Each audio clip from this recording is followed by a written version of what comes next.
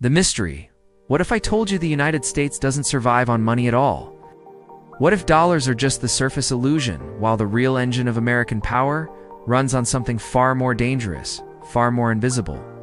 The US can run trillion-dollar deficits. It can print more currency than any empire in history. It can borrow endlessly and still dominate the global system. No collapse. No hyperinflation apocalypse. No final reckoning. Why? Because the United States doesn't print money, it prints power. And tonight, we're re-uncovering the hidden system that makes that possible. One most people never realize they re-trapped inside, setting the stage. The world you think you understand, most people believe global finance works like household finance.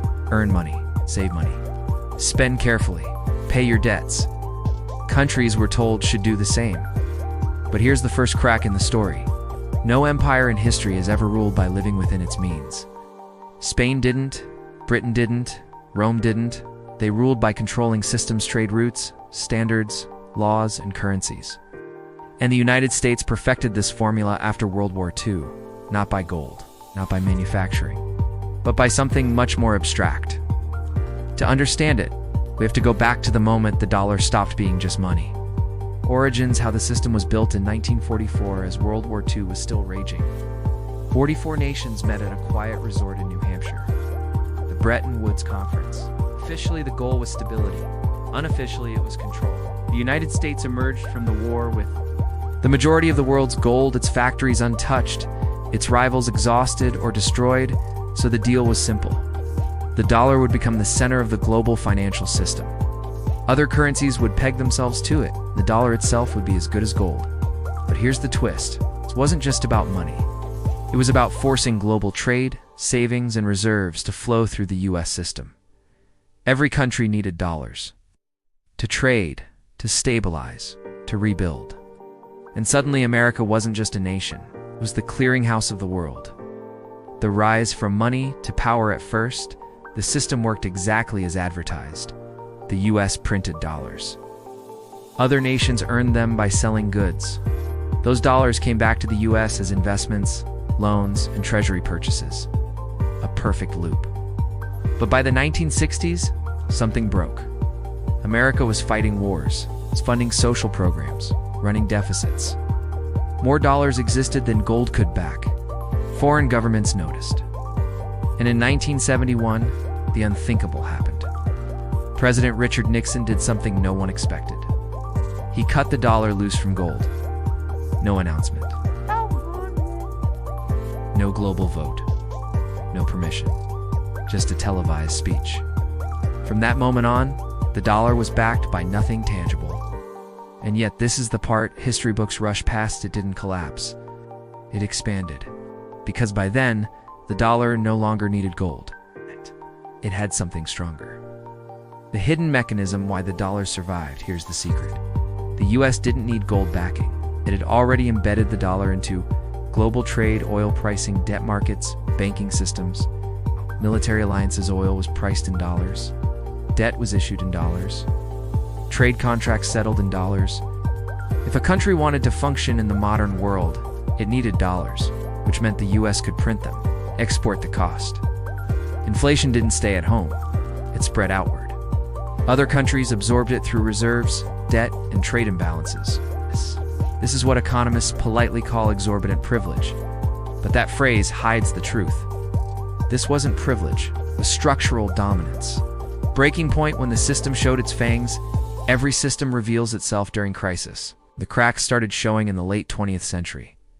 Debt exploded. Financial markets ballooned. Manufacturing moved overseas. Yet the dollar only became stronger. Why? Because every crisis forced the world to run toward the dollar, not away from it. 1987, crash. 1997, Asian financial crisis. 2008, global meltdown. 2020, pandemic shock. Each time, the Federal Reserve printed massive amounts of money, the US debt skyrocketed, and global demand for dollars increased. This is the paradox. The worse things get, the more powerful the system becomes. Because the dollar isn't just money, it's the emergency exit everyone depends on. Fallout: who pays the real price? While America prints power, someone else pays the bill. Countries holding dollar reserves lose value through inflation.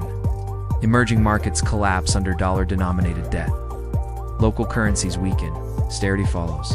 And when nations push back, sanctions, trade restrictions, financial isolation.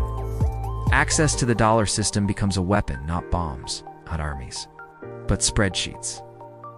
This is why modern wars increasingly start in financial systems before battlefields, because control over money flows is control over survival. Failed fixes why nothing changes many have tried to escape. Gold-backed currencies, alternative payment systems, regional trade blocs, cryptocurrencies, digital yuan experiments. Yet the system persists. Why? Because replacing money is easy. Replacing infrastructure is not. The dollar is embedded into banking software, international law, corporate accounting, global debt contracts. Central bank reserves breaking free would require coordinated global sacrifice. No one wants to move first. So the system continues not because it's fair, but because it's familiar. Modern parallels, the pattern repeats. Look at the data today. US debt crosses historic records again. Interest payments balloon. Deficits widen. Yet global demand for US treasuries remains strong. Why? Because there is no alternative with enough scale, enough trust, enough liquidity, enough military backing. This is the real backing of the dollar. It's not gold. Power. 3 clear takeaways. First, the US doesn't print money the way households think about money. It prints obligations the world is structured to absorb. Second, global debt is not a fluid, it's the fuel. Debt keeps nations tied to the system, even when it hurts them. Third, the greatest strength of the system is invisibility. People argue about inflation, taxes, and budgets while missing the structure itself. A warning and an open question: every empire believes its system is permanent, till it isn't. The danger isn't sudden collapse, it's slow erosion of trust. When faith disappears, systems unravel faster than anyone expects. So the real question isn't, will the dollar collapse tomorrow? What replaces a system that no longer needs money, only belief? If this changed how you see money, debt, and power, like the video, subscribe for more deep dives into hidden financial systems, and comment below. Do you think this system is unbreakable, or just waiting for the next invisible crack? Because once you see how power is printed, you can never unsee it.